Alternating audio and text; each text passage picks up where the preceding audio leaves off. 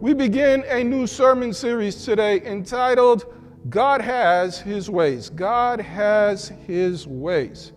And now, that's sort of an awkward sounding title. We could have called it The Ways of God, but we don't want to focus on the way. We want to focus on God. God has His ways of doing things. It's why do we bring that up? Because God's way change. God's ways change. God doesn't do the same thing all the time. God does not photocopy His miracles. So what's important for us to understand is that God has His ways, keeping the focus on God. During this Black History Month, we're going to take a look at how God moves us from bondage to freedom, from oppression to liberation, from the bottom to the top, from sin to salvation, from nothingness to greatness. In case you want to know how He does it, well, our whole sermon series is entitled, God Has His Ways.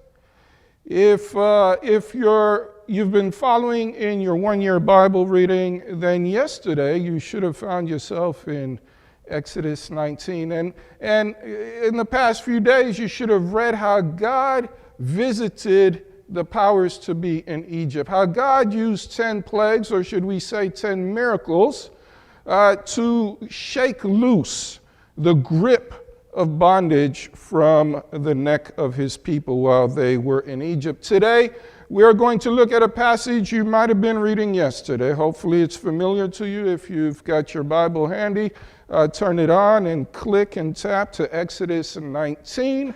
And we begin at verse 4. We're not going to do all of verse 6, but we're going to go 4 through 6. The text says, this is God speaking, "You have seen what I did to the Egyptians, and how I bore you on eagle's wings and brought you to myself. Now therefore, if you will indeed obey my voice and keep my covenant, then you shall be a special treasure to me above all people. For all the earth is mine, and you shall be to me a kingdom of priests and a holy nation." Perhaps some of the appreciation for this verse is lost because of our time and culture. Perhaps those are not the marks of success that we look for today. But God told people who were slaves just 2 months earlier that they were going to be a special treasure. What is a special treasure? When they heard special treasure, there had to be a connotation of wealth and prosperity. Those are what treasures are. A storehouse of wealth. And God said, you're going to be a special treasure. You're going to be so full of wealth, you'll be wealthy. And He said, in a kingdom of priests. I realize that in the post-enlightenment age, the post-scientific age, the idea of priesthood is not all that impressive. There's not the same regard for the clergy today as there were in times past, but pre-enlightenment era, those who interacted with God, those who held the oracles of God, those who spoke on behalf of God were seen as prestigious and powerful. After all, particularly in time shortly after this, it was the priest who was responsible for declaring if someone was leprous or not, or to declare whether someone was cured from leprosy or not. The priest had a very high status role in society. The priest spoke to God, and God spoke to the priest, and the priest spoke to the people on behalf of God. So the idea of being a nation of priests would be a nation of very powerful people in society, very powerful among the nations. The idea that others would come to them to learn of God, others would come to them for the favor of God. So God is telling these former slaves, if you do as I tell you, you're going to be a storehouse of wealth. You're going to be a people of power. And he says a holy nation. That is distinct. I know we have all kind of religious overtones to the word holy nowadays. But he didn't carry all of that then. Holy meant distinct, set apart, identifiably different. So you're not going to get lost in the crowd. Everyone will know your name. You will be special and identifiable. God tells these downtrodden people, I am going to make you greater than your oppressors were. I'm going to make you more powerful than your masters were. I'm going to make you richer than the people you left behind. Understand that Egypt was the America of the times. It was a land of opportunity. It was a land that people would go to when hope was gone, when the famine came. If you recall, Abraham made his way to Egypt. When the famine came, Isaac started his way to Egypt. God told him, don't do that. But Egypt was the place to be if you were going to be safe. Egypt was the place to be if you were going to prosper. Egypt was the place to be if you were going to thrive. And it was the land of opportunity where if you were of the right set of people, if you had the right complexion, just like America, you could make it. It, like America, grew on the back of slave labor. And God told a nation of freed slaves, I am going to make you greater than Egypt. He said, I'm sure they wondered, but how? How will that happen? Well, it's right there in the passage we read. Look at verse 5. God says, now therefore, if you will indeed obey my voice and keep my covenant. God has his ways, my friend. And I'm here to tell you that we experience the ways of God through obedience. We experience the ways of God through obedience. We experience the deliverance of God through obedience. We experience the sanctification of God through obedience. We experience the power of God through our obedience. And one of the ways of God is our obedience. It is not through our determination. It is not through our smarts. It is not through our skills. It is not through our strategic advantage. It is not through our strength. It is not through our weaponry. It is not through our wit. It is through our obedience. That is how we experience the ways of God. See, God transforms us through our obedience.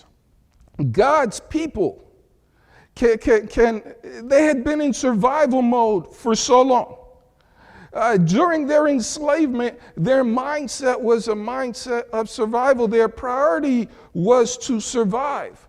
But now God was making them a wealthy, a powerful, a distinct nation. And the only way they could make that shift was through obedience. What worked in slavery would no longer work for freed people. What works for the oppressed does not work for the free person. The skills we learned in order to survive are not the skills we need in order to thrive. See, my friends, survival behavior is not suited for thriving. Here's the point. Success requires a different skill set than survival does. I'm going to say that again.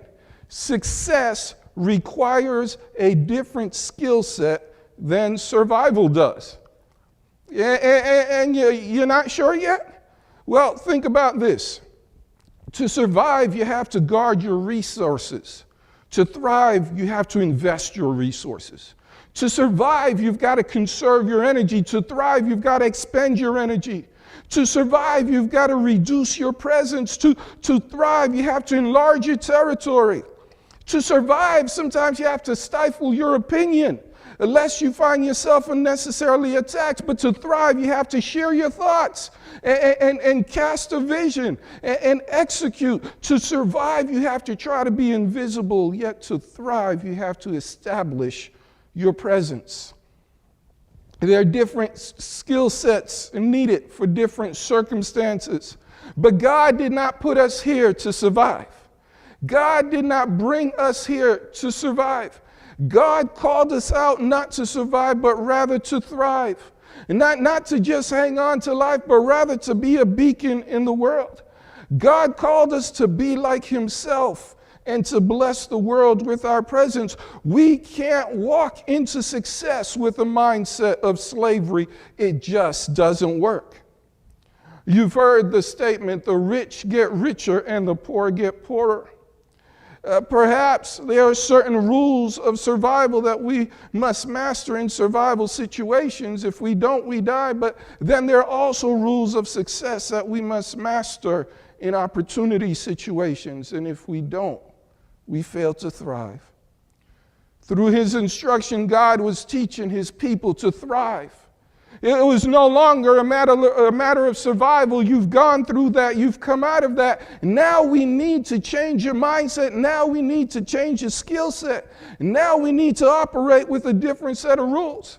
You're no longer just trying to make it to sunset and then from sunset trying to make it to sunrise. Now you're established and you are free people and you are here to glorify your God. The rules have changed. And notice what Moses says to the people of Israel as he's closing out his days. This is in the book of Deuteronomy. He gives his last instruction. He says in chapter 4, verse 5, "Surely I have taught you statutes and judgments, just as Yahweh my God commanded me, that you should act according to them in the land which you go to possess. Therefore, be careful to observe them, for this is your wisdom and your understanding in the sight of the peoples who will hear all these statutes and say, surely this great nation is a wise and understanding people." Do you understand what Moses is saying here? He says to the people of God, our obedience is our wisdom. Our obedience is our advantage. Our obedience is our strength. Our obedience is our success. As we walk into new opportunities, new circumstances, new situations, our obedience opens the doors for God to bless us and show us his ways. Do you feel maybe you're not blessed? Do you feel that God has forgotten about you? Or are you wondering, where is God in my distress? Well, just double check how you're doing in the obedience department. Is God able to talk to you because you're obeying, or has disobedience ended the conversation? Are we thriving? Are we thriving in our freedom, or are we still in survival mode?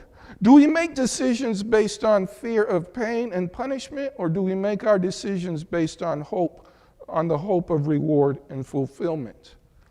Are we hiding, or are we showing up?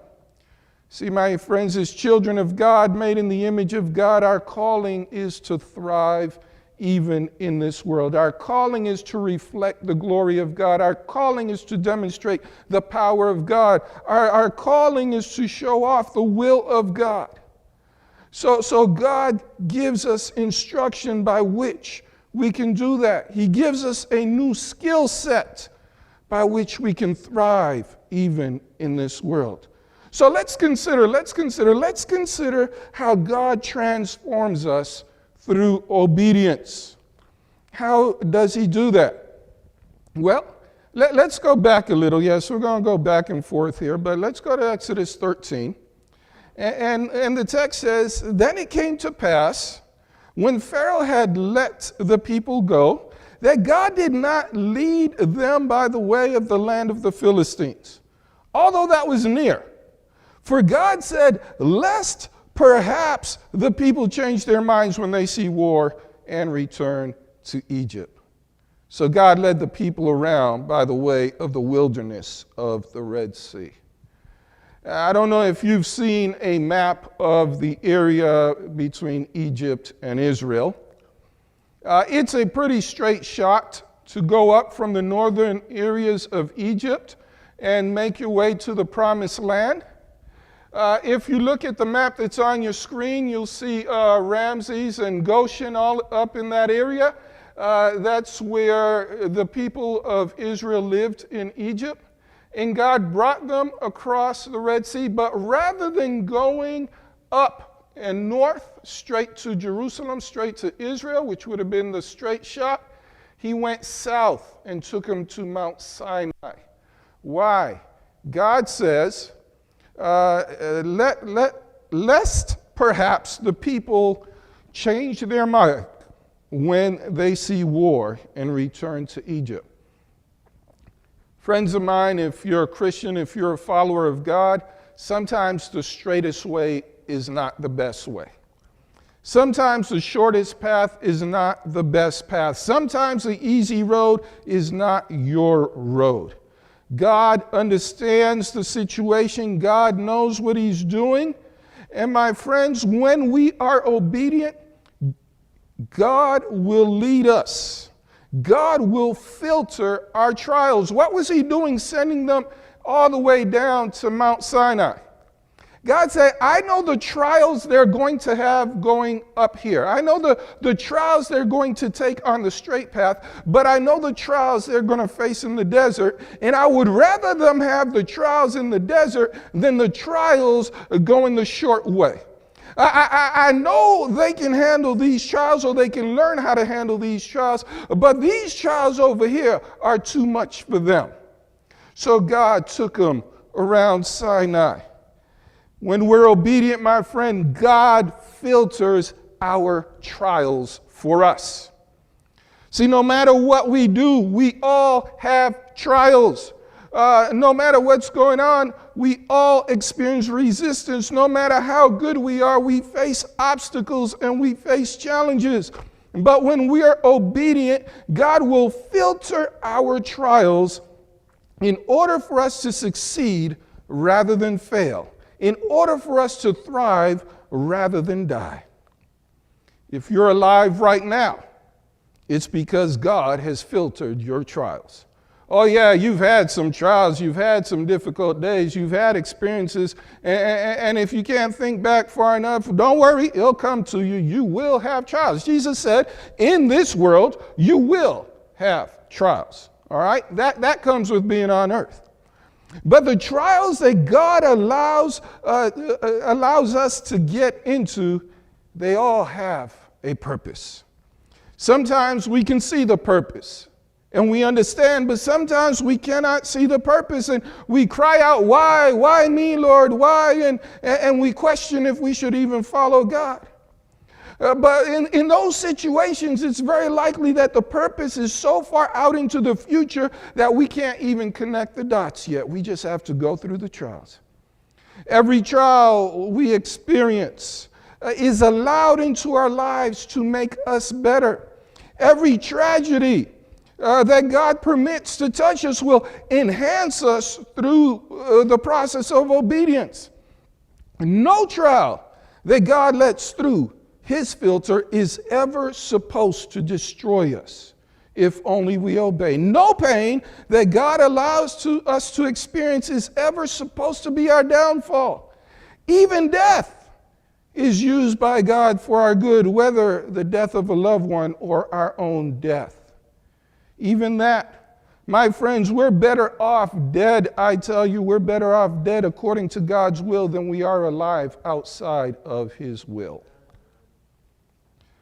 Through obedience, we allow God to filter our trials. So let's keep observing how God transforms us through obedience. That's our premise, that God transforms us through obedience. So first we said God filters our trials, right? We established that God filters our trials. He took them to Sinai. He took them in the wrong direction. He filtered out which trials they should have.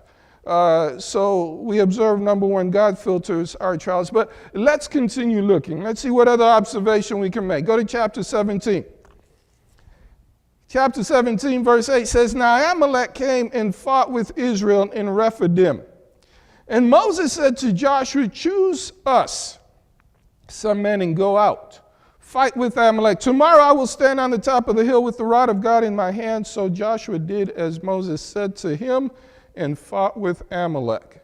You recall that story. Moses had to hold up the rod, and after a while, his arms start getting tired.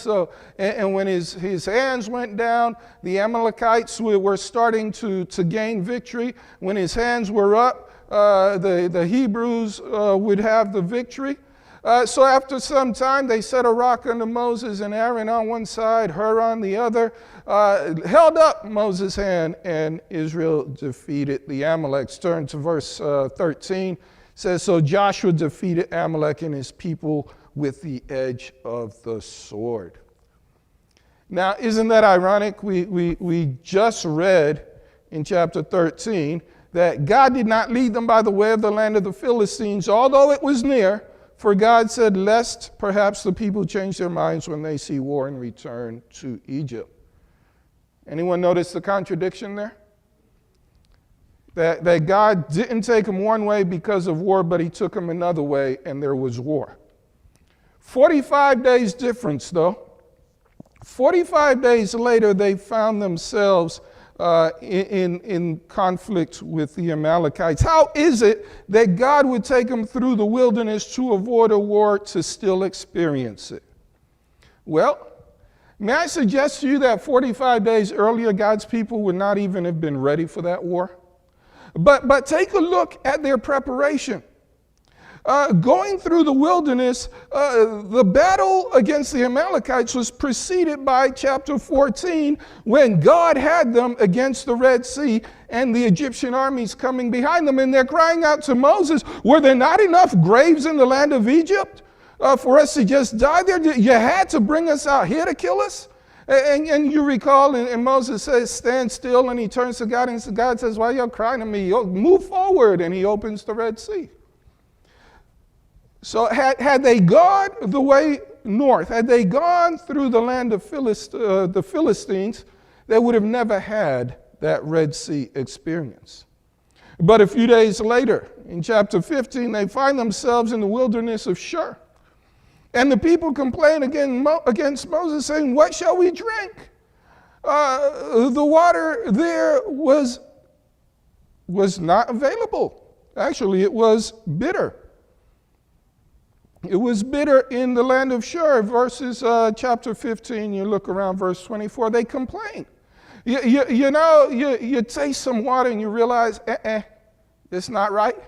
And you stop yourself from drinking anymore because you don't want the after effect. Well, that's what they experienced in the wilderness of Shur. But there, Moses was instructed what to do. And he put that plant in the stream, in the spring, and the people were able to drink water. So the first miracle they saw was God part the water. The second miracle they saw was God filter the water. But a few days later, on the 15th day of the second month, this is just shortly before the battle here against the Amalekites, they ran out of food. They got tired of their food. And they complained to Moses again. And God poured down manna for them every morning. And he did so every day. So first they learned that God could part the sea. Then they learned that God could filter their water. Then they learned that God could rain down bread on them. But that wasn't enough. They came to a place they called Meribah. And the people contended with Moses because as opposed to when they got to Meribah where there was water, it just wasn't safe. Now they got to Meribah and there just was no water, period. Got nothing. Now you wanted to kill us, right? What does God do? Says, Moses, go up to that rock. I'll be there. Strike the rock. You'll get water. And they learned that God would provide. 4 lessons in the period of a month and a half. And the people learned things about God. You know, every lesson there, you could say they failed because they grumbled. Every time you can say that they didn't get it yet. But you know, after we mess up enough times, we start learning stuff. There's a saying I share sometimes with my children. I say, just fail until you succeed. Just keep trying. If you keep failing, just keep trying until you figure it out. 4 acts of God convinced the people enough, or enough of God's people enough, about God's ability that when they finally saw war, for once they didn't freak out. Do you notice the absence of complaining when the Amalekites show up? They've had these 4 incidents and they complain, but now they're starting to figure it out that God can provide. So when the Amalekites start approaching, we don't have this mass mutiny. Moses simply tells Joshua, the first time we see Joshua's name mentioned, he's a young man, he says, prepare some men, get ready to fight. And they do it. Why? Because they learned some things along the way. Had they not had those experiences, they would have melted in fear. My friend, when we're obedient, God ensures our victories. He takes us through stuff to prepare us for stuff. He takes us through challenges to prepare us for victories. God prepares us for the big challenges with the small challenges. Yet, if we don't have a mindset on God, we see every challenge as the big one. We lose our keys, that's the big one. You know, we run into a financial challenge, that's the big one. Everything's the big one. We get a paper cut, it's the end of the world. Okay, maybe that's a bit much, but everything seems like the big thing unless we see it from God's perspective. Every challenge we face, my friends, is an opportunity for God to show himself in our lives. Rather than complaining about our circumstances, we should be looking to the victories that God has foreordained for us. Every challenge, every opportunity, every setback, every opposition, every trial is a moment, is a God moment about to happen. But the God moment only happens when we obey. How would our lives be if we saw each of our challenges as a miracle shaping up? What if we saw each of our setbacks as a miracle being set up? What if every disappointment was seen as a blessing in the making? I suspect we wouldn't worry so much. I have reason to believe we wouldn't stress so much. I'm inclined to think we wouldn't be so given to anxiety and depression.